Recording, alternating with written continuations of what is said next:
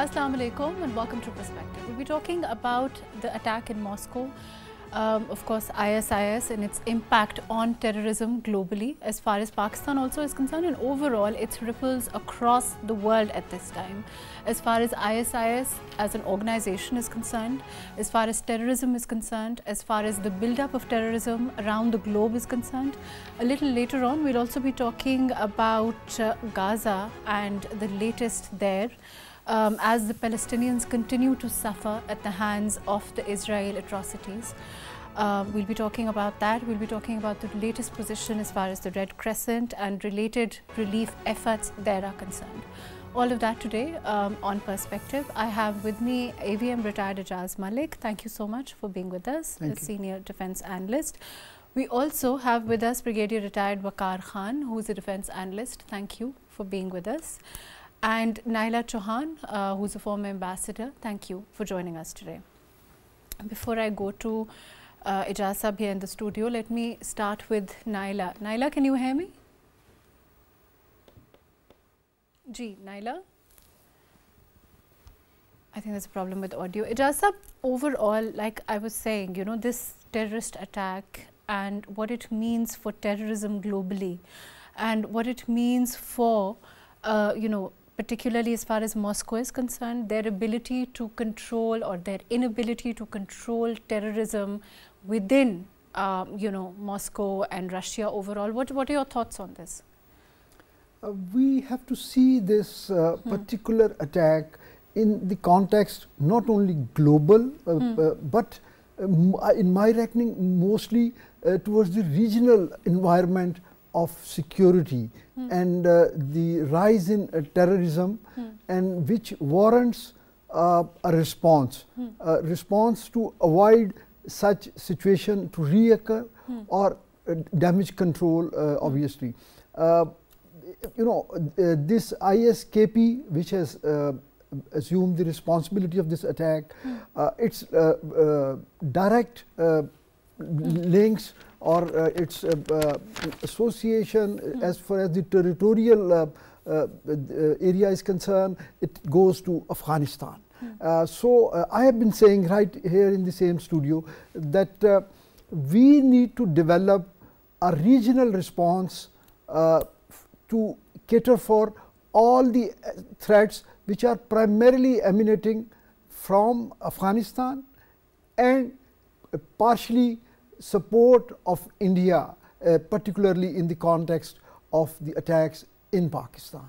So now as we are just focusing on the Moscow attack, so the Kremlin has given its attribution to response towards Ukraine, whereas they have denied and they have we categorically said that we would not resort to any such attack on public or benign innocent masses because it would straight away undermine our support from Europe particularly and that of other you know, Western countries and then America of course.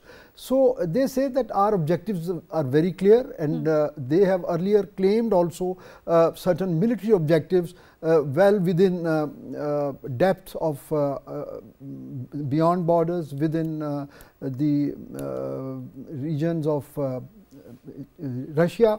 So they say that they have denied this, whereas President Putin has of course categorically accused Kai for this. Yes, let me include Naila in this also.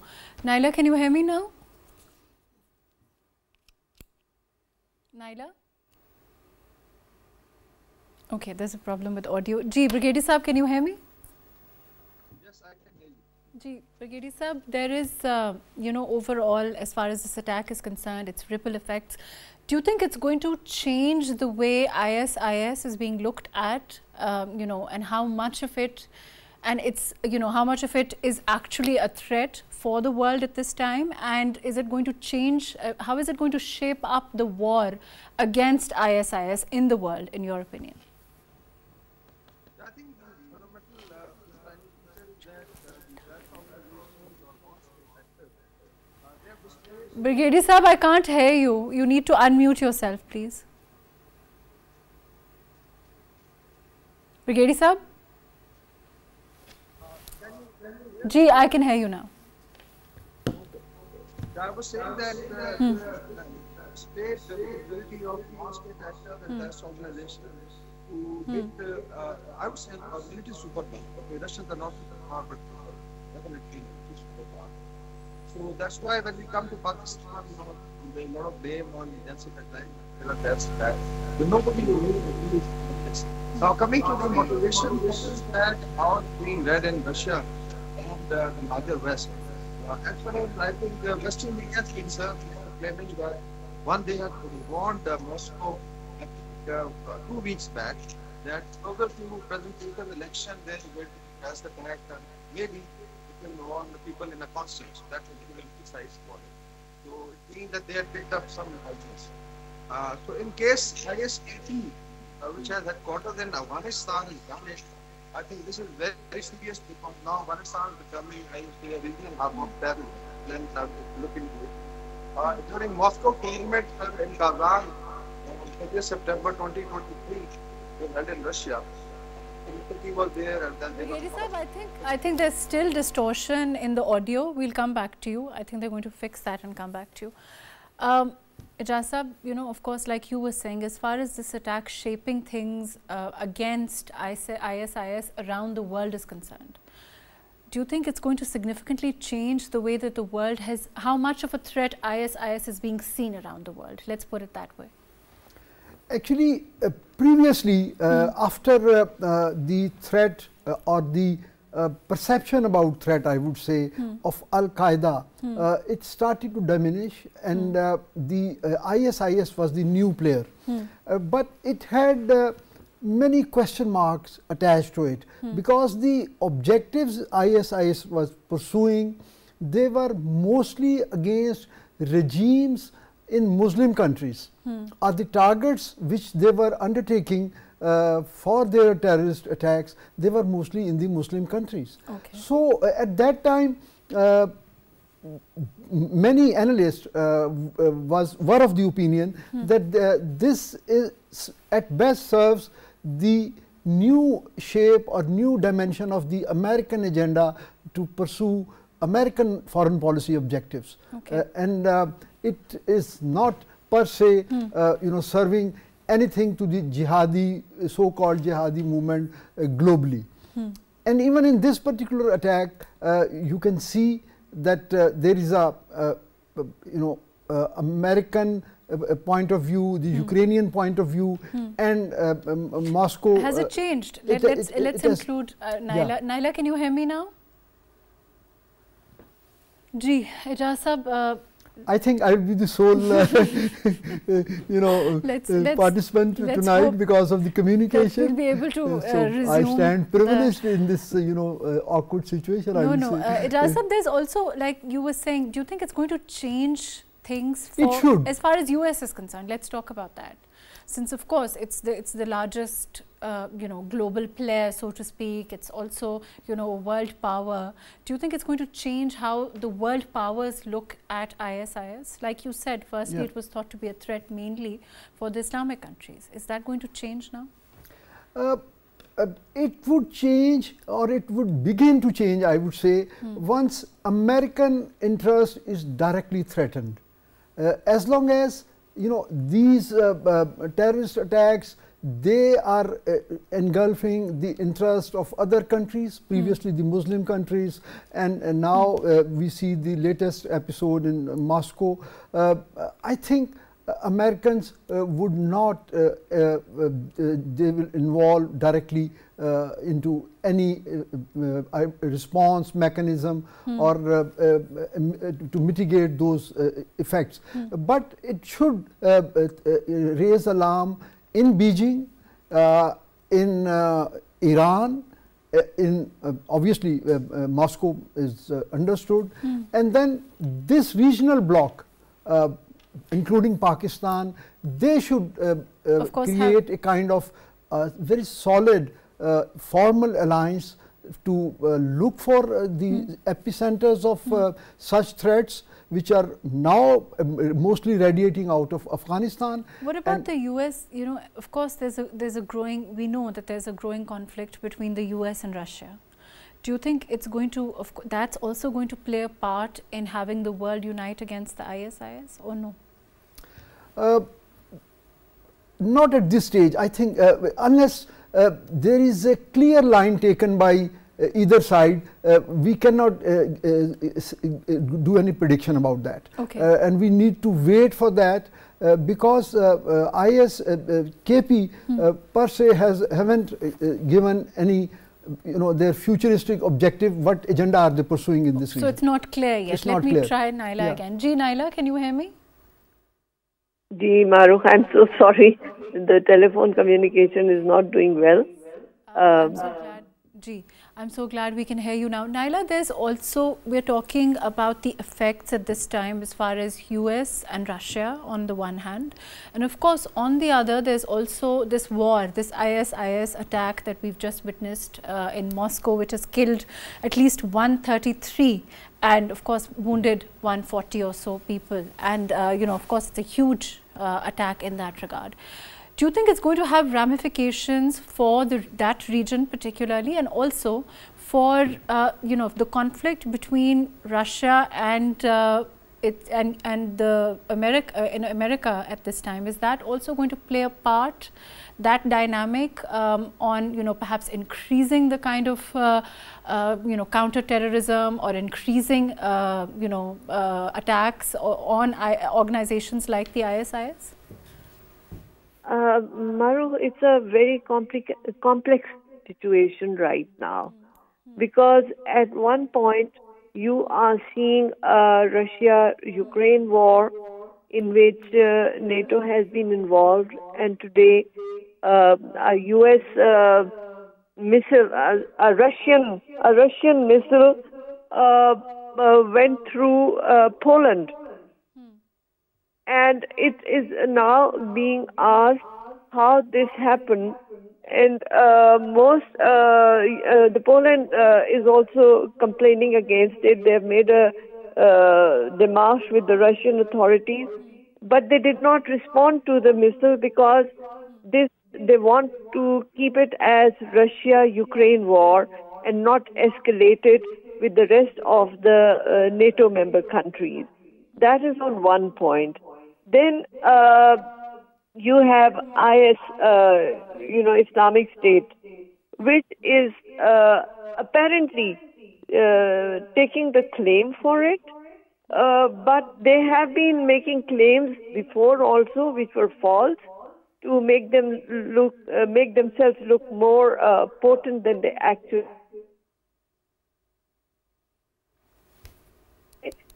Who actually perpetrated that atrocity in Moscow? Because Lebanon at this moment is also very volatile, and Russian support there against, IS is also probably one of the factors that could have played in, but it's premature to make any judgment. But I agree with your guest in the studio that a regional approach has to be taken, because if it is IS, then it cannot be one country that can deal with it. It has to be all the regional countries. And even when it came to recognition of the Taliban regime, we had taken a regional approach. So that is a good suggestion. But at this moment, Marukh, the situation is so complicated, particularly given the situation in the UN Security Council, which Russia and China vetoed. So really, it's like a spider web with linkages. Okay, I'm going to go to Brigadier Saab. Brigadier Waqar, can you hear me now? I can hear you. Can you hear me? Gigi, Brigadier Sahab, there is, you know, we're talking about the ramifications, and Dr. Naila and Ijaz Sahab here agree that there is, you know, it's largely a very fluid situation in the sense that we don't know, we can't at this time say what direction it will take. One thing is clear, that of course this attack was huge and it will have ramifications for the region also, and for, you know, globally also, of course the dynamic between Russia and the US also. Do you agree with that? Do you think it's going to, you know, to curtail it perhaps is going to need, you know, combined efforts, because this is certainly an attack which is not the first as far as ISIS is concerned? I think as far as the region is concerned, there is a sensitivity about it. I was just mentioning, and I'll connect it from there, that in Kazan and Moscow format 2023 September, I think all neighboring states of Afghanistan were there, like Russia, Pakistan, Iran, Central Asian republics. And Mr. Muttaqi was there, and it was very clearly told to him that they have to shut down these factories and outfits of terrorism. So it means that there is a gradual understanding that in case ISKP or TTP or whatever is active in Afghanistan, it can affect the region. And we have seen attacks happening in Iran also, and now it's Russia. Now, Russia, Ukraine, I think war is also very important to discuss here, because in war times, very difficult to really find out the truth, because there'll be, I think, claims and counterclaims. Now, if you look at what has come up in the media, as far as the West is concerned, they are saying that one, they had warned Moscow, I think 2 weeks earlier, that a huge terrorist attack is likely, because they also passed it to their citizens and you know, issued a travel advisory. So it means 2 weeks earlier there was some clutter that they could pick up, and they warned Moscow. And they also mentioned that probably it could be a concert. Now, so this is what is coming in the Western media, and now they are also substantiating that mainly it was the ISIS, and there are ISKP. So it's basically because ISIS mainly operates from Syria, and ISKP operates from the second branch from Afghanistan. So that is the perspective. Now, Russian, I think the response has been that no, these were basically whatever they are saying, Tajik terrorists, but it was sent by Ukraine, because Ukraine has been trying to overreach and trying to hit Moscow because of the war. So these are the two narratives, and then there is a third narrative also, which I don't believe, that probably it was a false flag by FSB, and Russia would now go in for a huge offensive against Kyiv and area east of the Dnieper River, because they want to expand the war. And I think now there is also talk, or Russia declared now it's not a military operation but war. So these are the three narratives which have come up. But I feel that the way Russians have captured these 4 terrorists, and it was claimed that they were trying to now cross Russia-Ukraine defense line. So that is, I think, somewhat, you know, it's not very, I would say, convincing, because in war times. Brigadier Sahab, do you think it's going to increase pressure on the Afghan government, the Afghan Taliban government also, with regard to clamping down on terrorism? Yeah, that's where I think Pakistan should come in, and I think I've been also highlighting that this TTP network, which is really focused on Pakistan, is not the only issue.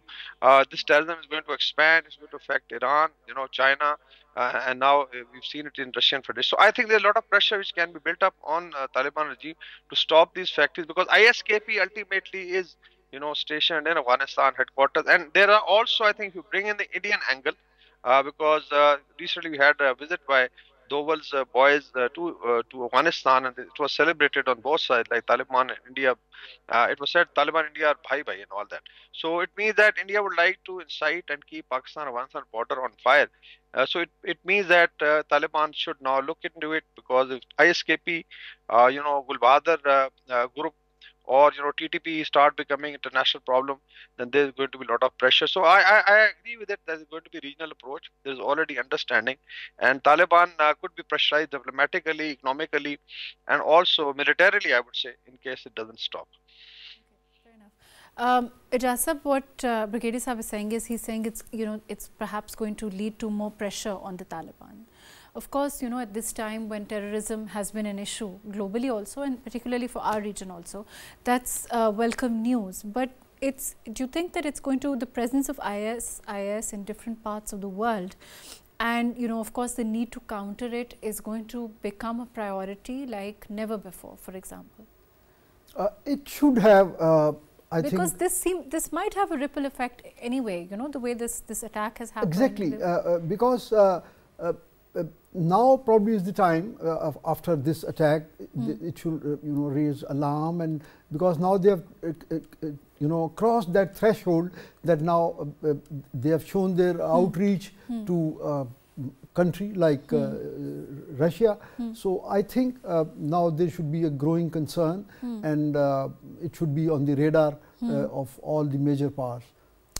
What about, of course, this will, as far as this conflict itself is concerned, as far as Pakistan, Afghanistan, the terrorism that we see coming through, do you think it will also have put some pressure on India, for example, the terrorism that we've seen come through, from that side? No, India, you see, pressure has two shades. One is the external pressure, the diplomatic pressure that is exerted by various players or stakeholders, and one is the pressure which is perceived or which is taken.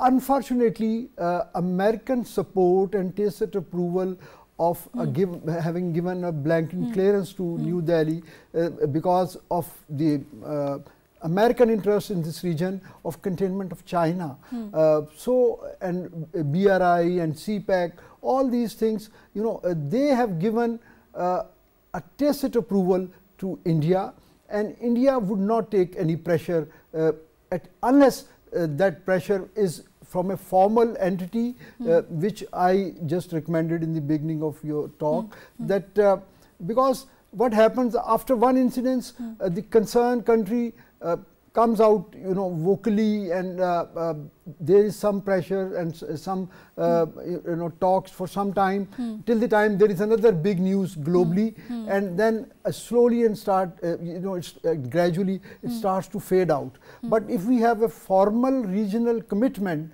then China, Pakistan, Iran, they will form a formidable bloc, including the Central Asian states at some stage, and that will be a real pressure on Afghanistan. Between Pakistan, China, and you see that kind of a bloc. And yes, for the regional security specific to terrorism only. Okay. It should not be an overarching security which should be perceived as this a is between defense Pakistan agreement. and China only? No, it should be between Russia, China, Pakistan and Iran. You're saying perhaps there should be that kind of unity against terrorism. Yeah. Just like we have ECO for economic cooperation, there should be some forum for cooperation against growing terrorism in the region. Let me go to Naila. Naila, do you agree with what Ijaz Sahab is saying? There is that perhaps this kind of bloc may emerge in the future, because certainly we can, particularly on terrorism, he's saying, if we look at China, Pakistan, Iran, and we see them uniting Russia. Fight against terrorism, and in the so in SCO you have Central Asian republics, you have Russia, you have China.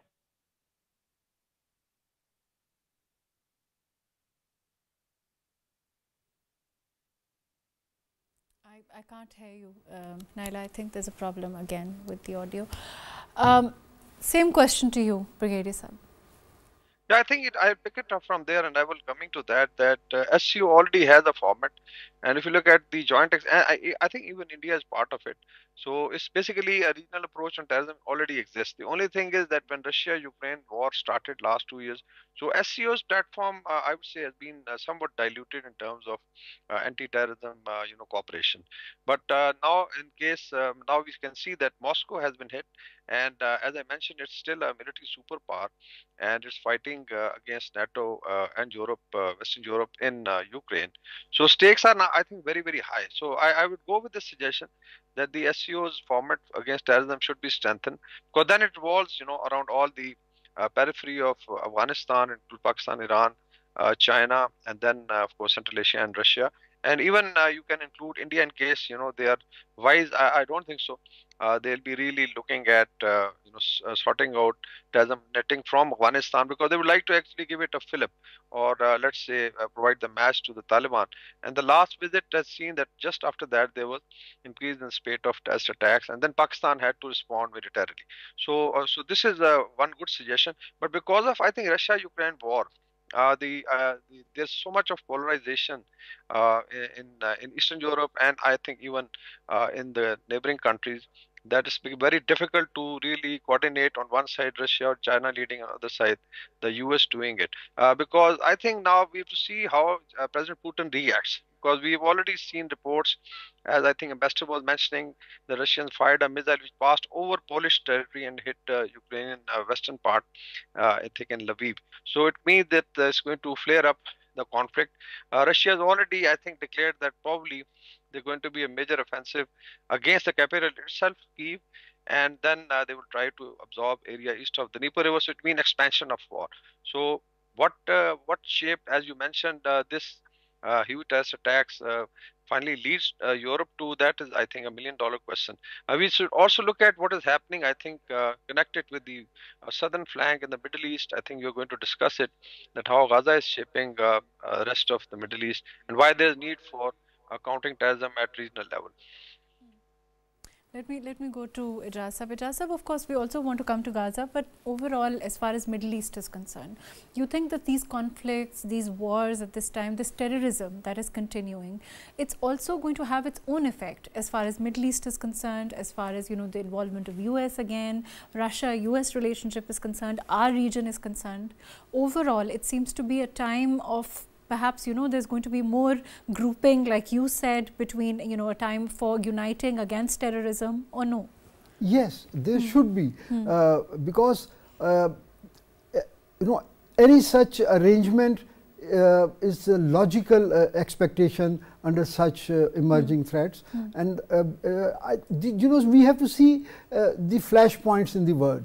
Middle East has been a flashpoint, and all the sane voices post 9/11 have been saying, even within US, that instead of trying to combat terrorism at the places of your choosing, you should address the root causes, those flashpoints where you know the root causes. What do you think? What are the root causes? Let's talk about that.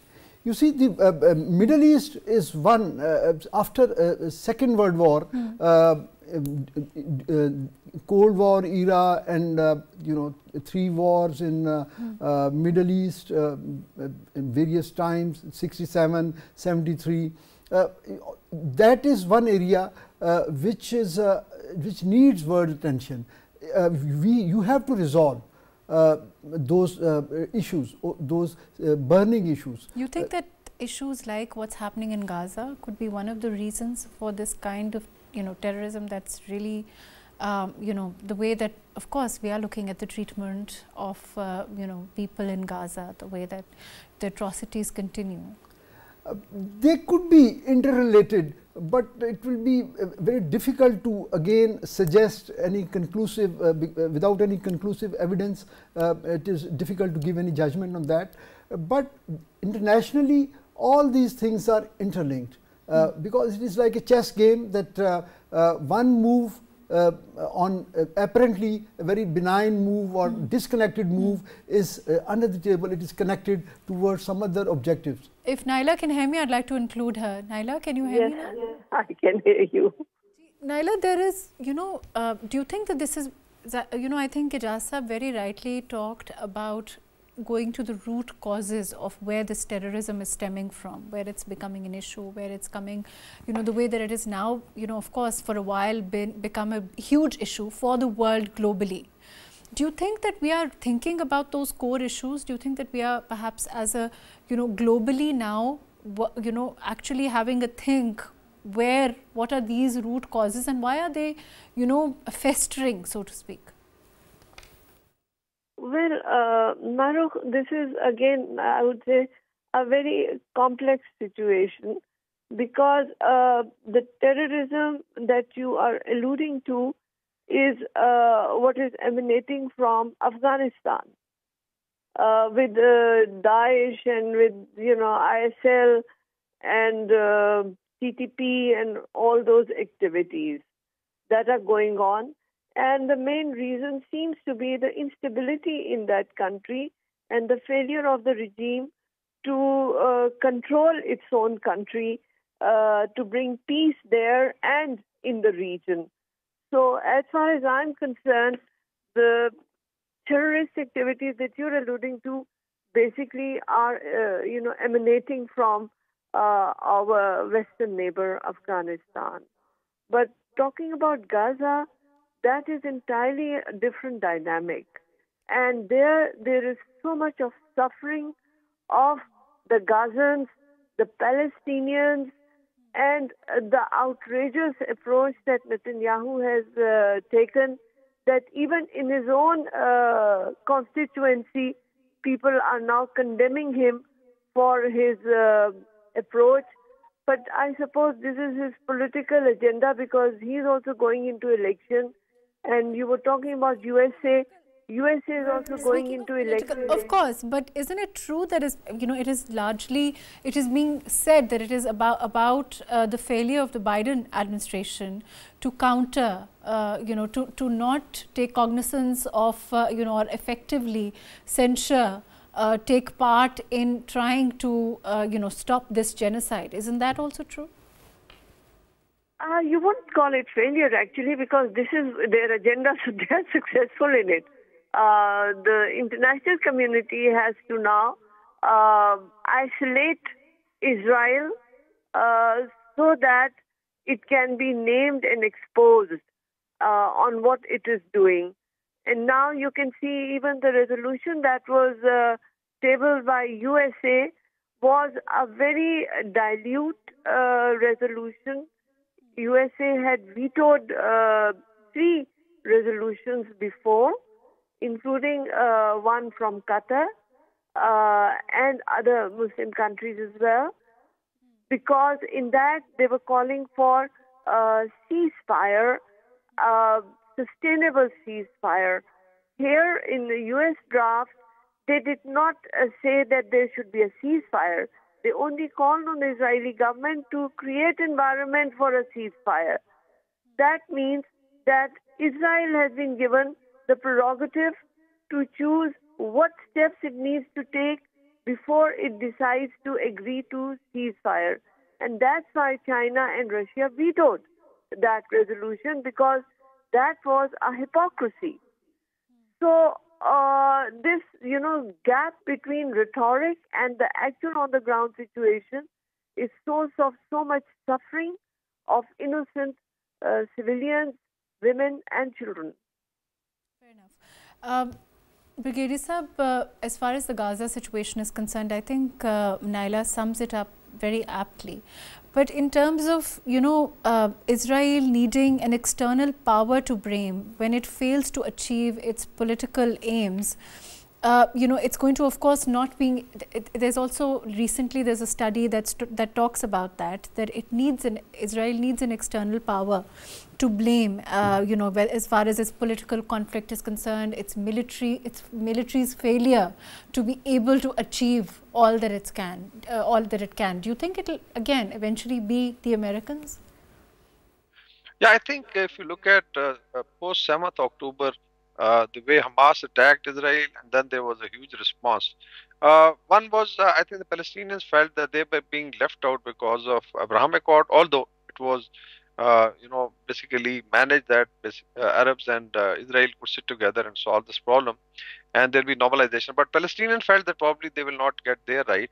So this was a desperate move by them. And then we have seen fighting, denting of Israeli military capability. Now it's almost 6 months, and they've, as you mentioned, they've not been able to achieve really their political objectives. But Israel has also followed, I think we discussed in the last program, that the Haifa policy of basically genocide against consistently or successive Palestinian generations. It has been happening every 10 years, you'll find. But this is, I think, very, very, this is, I would say, crossed all the limits. Now, if Israel had achieved its objectives, probably we would have seen the end of war, but by and large, Hamas is still fighting. And then it has expanded. If you look at Houthis, look at Hezbollah in Lebanon and in Iraq, they are also expanding the war to Red Sea, and it is effective. International shipping actually started choking the international supply of oil and gas as well as commodities. So it became a regional problem. That's why there was a lot of pressure from Russia and China that we have to stop it.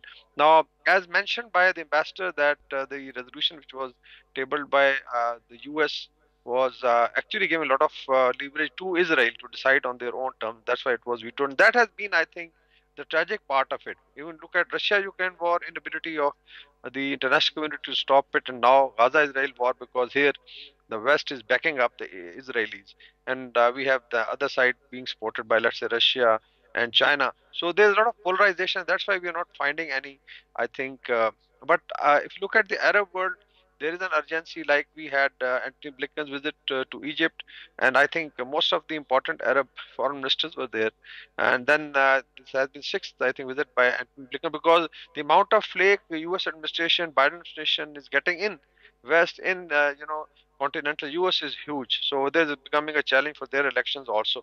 So let's hope that sense prevails, and at least situation is safe, because now we've lost 32,000 Palestinians, including 1/3 is I think children and women, and more than 70,000 injured or crippled. So it means more than 100,000, and the total ordnance delivered is equal to more than 2 Hiroshima atomic bombs. So this is the kind of ordnance that has been delivered, and it has been telecasted live in front of entire international audience. So this is the tragedy which has to stop. I feel that now the pressure would mount, and maybe in near future we find at least the ceasefire taking place. Ijaz Sahab, do you think that perhaps, what Ambassador Saab is saying, perhaps we can witness a ceasefire sooner rather than later as far as Palestine is concerned? Yes, I agree with them. If you recall, about 2 weeks back, even Netanyahu had given a statement that it would be another, then he mentioned about 45 to 60 days that we should see an end to this conflict. So I think whatever objective they have set, they are closer to that. Talking about American, it is a paradoxical situation for Biden administration. On one hand, they are supplying arms to their, very close. And on the other hand, they're talking about aid. They're talking about aid and suffering of humanitarian pause. So this is, I think, a very shameful situation for a country like America, and this is. I think now is the time that world, and there are indications that world is now taking a renewed and a vigorous approach towards some kind of resolution. Even the president from France has said, he mentioned that we will table our own this resolution in the UN Security Council, and Russia and China, of course, they are very clearly vetoed, and they said that this is just a very benign kind of a suggestive political statement, and not. Do you think it's more or no? It is like that. You think it's just a political? It is because if it is unlike Americans in other conflicts where the Americans wanted an action. The tone was different, the body language and the narrative which were built before tabling any such resolutions. They have amassed world, coalition forces in Gulf and in Afghanistan based on such resolutions. But here, that steam is missing. It is just an lip service. It seems to be more of lip service to what is, a huge number of deaths, people dying, children dying. It's catastrophic, really. Actually, Mahrukh, in conflicts, there have been deaths earlier also in human history. But do you think they've been as documented? But not as documented, being shown alive in such kind of media-savvy environment. But the question is, how can the world, I mean, maybe it's a very simplistic or naive question, but I think at some point we all do need to ask ourselves this question. But you see, there are voices in how America. How long are we going to the watch Republican this barbarity and Democrats live? are speaking. How long is the world going to continue to watch this barbaric display of, you know, inhumanity and just not do anything about it? These are not only Muslims, these are non-Muslims in America, both Democratic and the Republicans who are speaking against Israel. But still, because American support for Israel. But is it just about, Brigadier Sahib, is it, you know, at the end of the day, is it about political clout? Is it about, you know, your global power, how much that means to other countries? For example, the US-Israel relationship. That's what it seems like, right?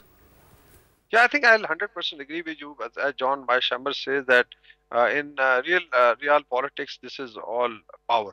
And if you look at the shaping of the global environment, it is mainly done by larger power, like seen in Eastern Europe and in Gaza. So it's their own interest how they perceive it. And in case Israel has to be pampered in Middle East, they'll keep pampering it despite, you know, an open genocide taking place in front of the entire world.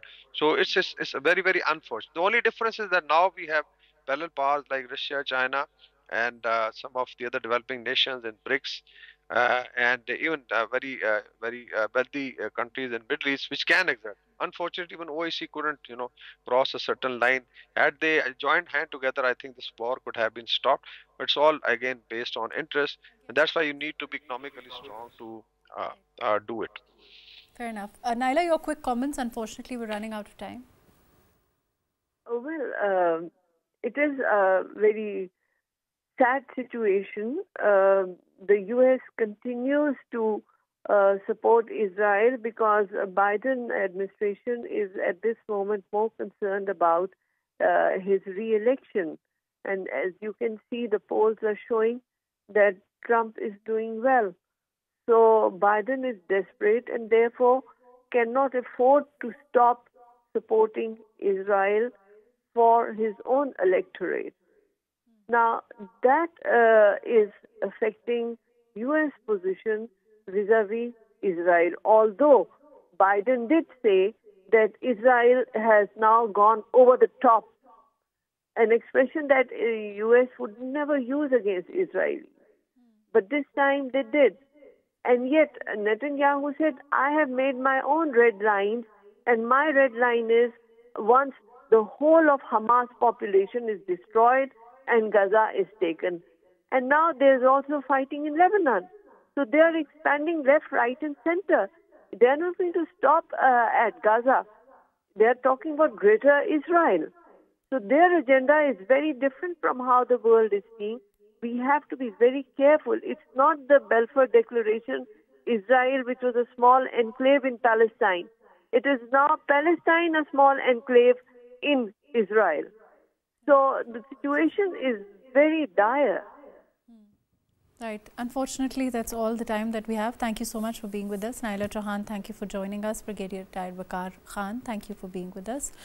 AVM Retired Ijaz Malik Saab, thank you so much for joining us today. As far as Gaza is concerned, certainly it is a situation that, of course, we have seen the kind of deaths that continue, the kind of violence that is, of course, unparalleled, the humanity, the barbarity that is continually at play and is live telecasted for the world to see. Yet it seems that the world continues to watch. As far as the world leaders are concerned, they continue to pay what is essentially lip service to what's happening in Gaza, as people, as children, as women are martyred every day.